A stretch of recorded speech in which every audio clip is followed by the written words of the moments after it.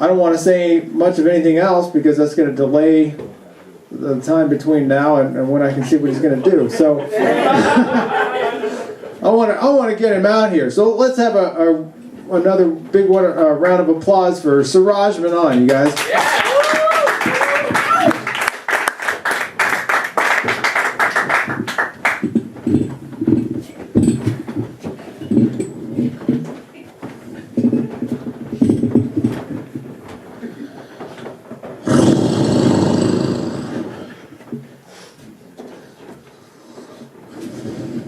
If it's part of you, just come on and be part of it.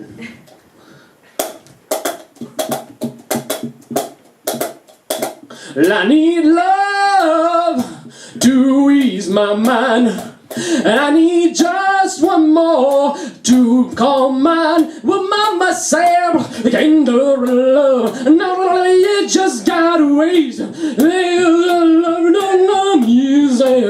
It's a game of give and take, and love,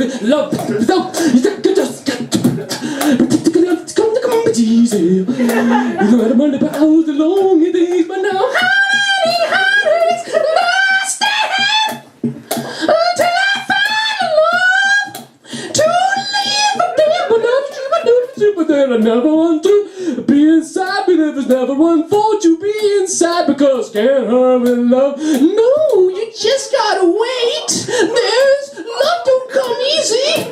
It's just always been a game of give and take because can't hurt with love. No, you just had to wait because you know love don't come easy. No matter how long it takes.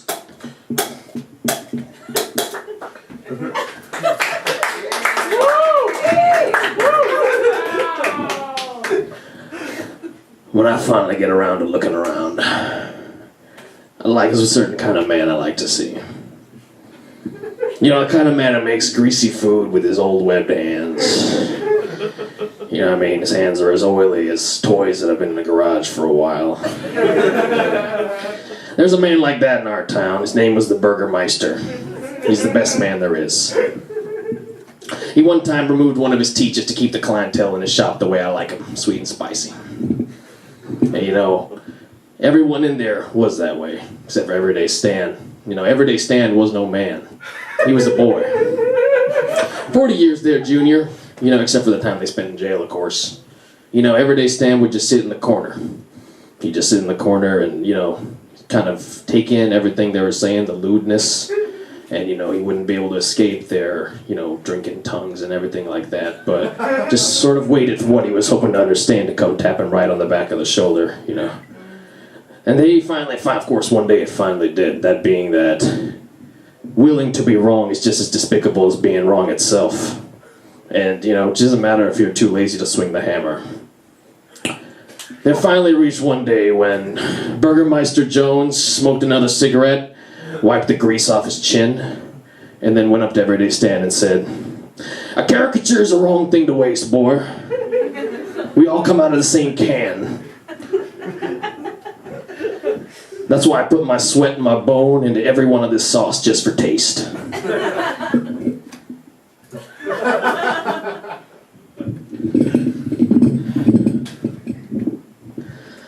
Thank you.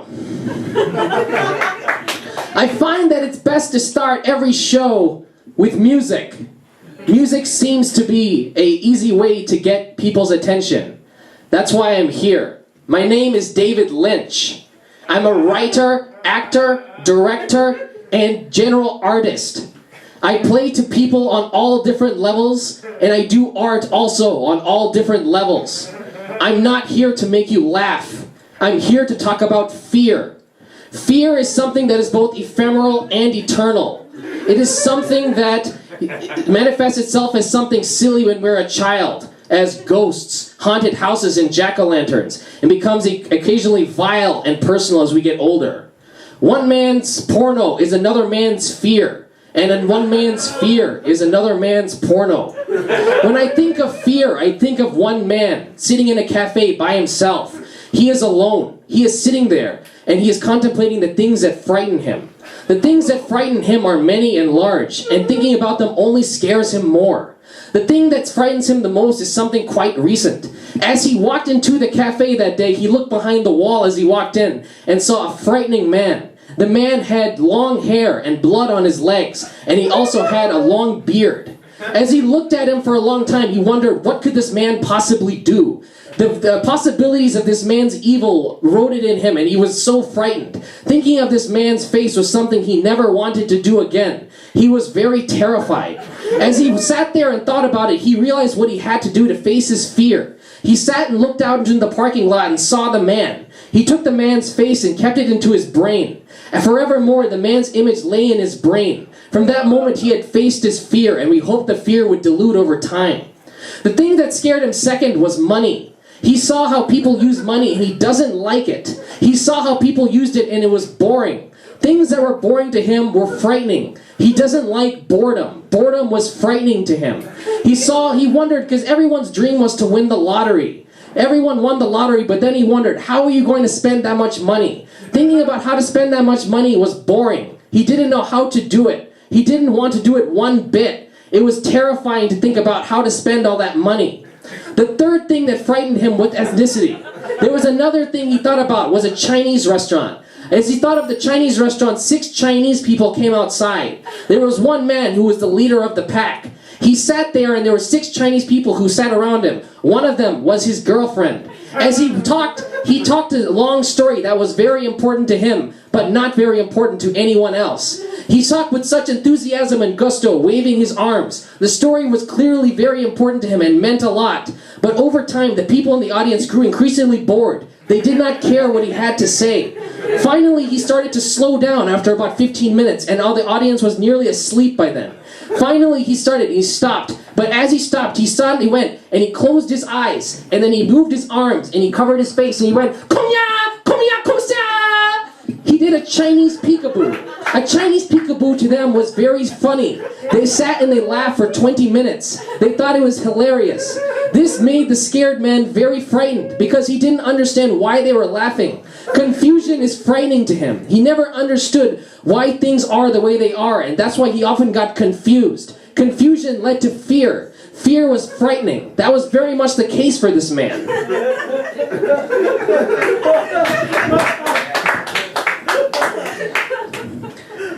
But that's true. That's true, right, guys? Fear. Fear. Fear. Fear is interesting. You know, I love thinking about what things are frightening to us. Because what does fear actually mean? What is fear? Fear is when we are too scared to have things happen to our bodies. There are lots of things going on, and none of them should happen to us. That's what fear is, you know what I mean? And I'll tell you what, nothing terrifies me more than death. Death! Death is so terrible that I don't even believe the devil could exist. Because not even him would send us to such a vile end at the end, you know? After we spend our whole life, you know, learning and wishing and trying to find meaning to life and doing all these crazy things, and then finally we have to die while waiting for some sort of angel, you know, who comes down and sort of, we hope that kind of looks like our mom saying, "Don't kill me," but it doesn't work. We're gonna die. And so, death is something that we think about and we wonder, just as a person, I'm a person, you know? I'm a person. And being a person, do I deserve death? Deserve. Just being a person who's alive, do I deserve to die? Deserve. Now deserve. That's true. That's interesting. Deserve is an interesting topic. Because what does deserve mean? Who deserves what? In history, there's been lots of history with the word of deserve. There's been people who had things all of life, you know? The aristocrats, the people with the toys, with the games. And of course, there are also the proletariat, the people on the other side, the working class, without the toys and the games. And the people over here, right? They're seeing these guys, right? The people with the stuff, and they're going, how do I get that? How do I spend my time getting the things from over there, right? And so they say, "Hey man, you know, we're part of the same team. Can you spare some money for an poor old boy like me?" And they look at him like, "You think you deserve this? This? Now this? Are you not excited about this? This is interesting. Now this is interesting because what is this? This is influence. and influence over a system that was designed for you to be influential in the first place. You know? Now imagine this, right? I'm a rich man. I live on my land over here. Over here, there's a working man, okay? And what does he have, you know? I've got 12 eggs. I've got, 2 pigs. I've got, like a plot of land. You know what I mean? Maybe I got, like, a car. Maybe I've got, like, 2 cows or something like that. I don't have that much stuff, I'm not living on millions here, okay? And so, I come here, I'm the one with the influence, and I say, this guy has got all this stuff, and I want to make more stuff. I want more influence. So I come over, and I say, give me 6 of your eggs, and give me a pig, and give me some of your cows as well. Give me some of that. And this guy, poor guy, comes and sees me, and he says, dude, I already didn't have that much. I already didn't have that much stuff. Why did you come and take my stuff? And then I say, because I have the power here. I have influence. I control supply and demand. And you really think that the aristocratic guy doesn't think that he can do more with the resources that you have? From the beginning, the rich intellectual man who had thought of all these things? Definitely not. Definitely not. Which is why it relates so purely back to how we react even when we're kids. Even when we're kids, I remember I grew up in Germany, okay? And I grew up there for many, many years, and then my family moved here. And so we all were living in the same area. We were very close. We were like a crew, We go on vacations together. We go snorkeling, and we go maybe skydiving. Everything we would do together. And over time, I got to know my cousin very well. I had an older cousin. He was about 12 when this story happened. And he was like what I call a spoiled boy. He would always ask for things he wanted, like, Dad, I want the yo-yo, and his dad would get him the yo-yo and things like that. And so over time, like one great example I have of this is one time the boy, when they came over from Germany, he said, Dad, you know what I really like? I like flying. I like flying a lot. I like, riding on the plane, and I like going and taking off the ground. And so what his dad did when he flew over is he bought him a flight with 6 connections just so he could take off 6 times. That's how spoiled this boy was. So anyway, we're on the tour, we're on the trip again. I think we were driving up somewhere, and basically the boy said, he said he was hungry. So he came up there and said, Dad, I'm hungry. I need to eat. Need. He needed to eat, he said. That need was interesting there because it wondered, when you're a kid, what do you need? You don't need anything. You want things, but what you want is what you need, and you don't need anything. So therefore, what he needed wasn't real. And so therefore, his dad said, okay, just to calm it down, in half an hour, we'll stop and we'll eat. We'll eat a meal in half an hour. So he waited half an hour. He waited, the boy was like, so 1 minute later, the boy said, Dad, I'm hungry. I want to eat. I need to eat. And so the dad at this point was fed up. And the dad, who I'm saying was a genius, he came here and he without anyone noticing, he took a toothpaste bottle and took it and put it all over the boy's hair. All up in his hair, everywhere in there, all over the place. And so then the boy looked at him, and he looked at him and he said, what do you need now? The boy needed the toothpaste out of his hair. The boy did not need food anymore. What he needed had changed completely in the last 2 minutes. What he had needed, what he had thought he had needed, was so wrong from the beginning. It was equivalent to have said, I live on Mars at the beginning. It was about the same amount of wrong.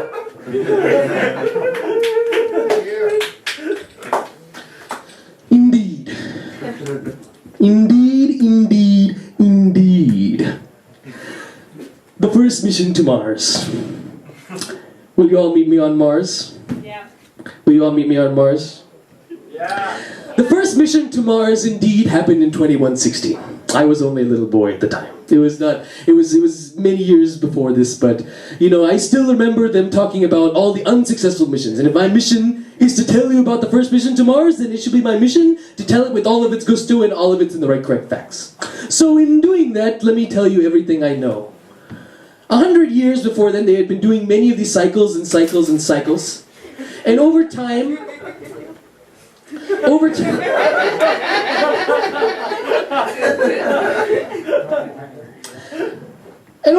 of course, they were all unsuccessful. These were way before I came out of my tube, I was born with my mother's arms, my father's legs, and 23 other parts from various random folk, you know? I was a concoction for fun. I was not intended to win the Olympics. I was not intended to win the Nobel Prize in Physics. And I have done one, and I may do another one day, but that is not the point. I am not talking about myself today. I'm talking about the first mission to Mars. Yes, indeed, the first mission to Mars indeed was something that happened and was so brilliant, but yet was a disaster. It was absolute disaster because the brilliant guys in Parliament had thought, you know what? We've had so many cycles and cycles of the same thing failing and over again. You know what we need to do? We need to throw everything in there at once. We need to put all the technology we need in the ship at the same time, because when it gets there, we need to make sure everything is ready to go around. So we need reinforcements. We put in the cars, we put in all of the electronic equipment, so as they were going up in the air, there were cars floating around everywhere. Coins, real coins, would come out of the air conditioner, would come out of the dishwashers as they were floating around in space. These are all real things happening. And of course, the most frightening thing of all is on board, there was enough formaldehyde to choke a horse. It was just floating around in this. It was a disaster. But yet, over time, eventually they did get there, and of course, Mars became a civilization, you know? We got there, within 5 years, the FPOM was formed, the first parliament of Mars. In another 5 years, the Constitution was formed. And indeed, this is where things get very interesting.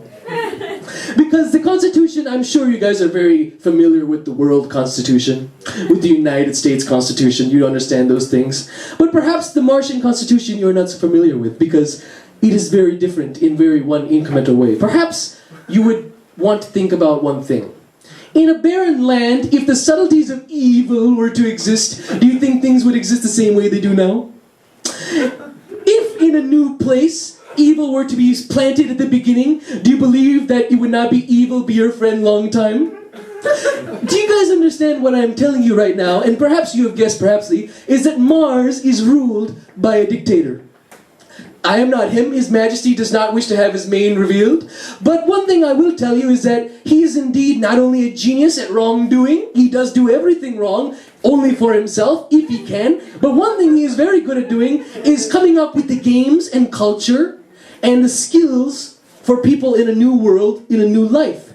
For example, he is the inventor of extreme basketball in extreme weather. He is also the inventor of the Martian version of love, and perhaps I will bring this to you now. I pledge allegiance to the allegiance of Mars and the allegiance of all things hoping to hope for the dictator of the Martian hope. Thank you so much. And that is what the first mission to Mars.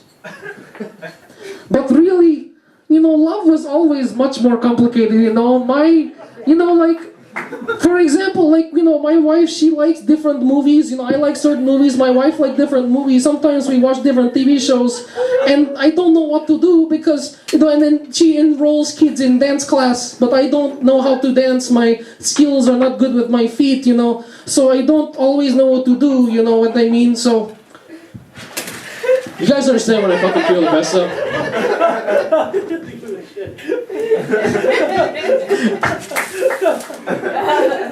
You guys know when I fucking feel the best? Do you know when my, 1 minute? Alright, I have to go. Alright, thanks guys.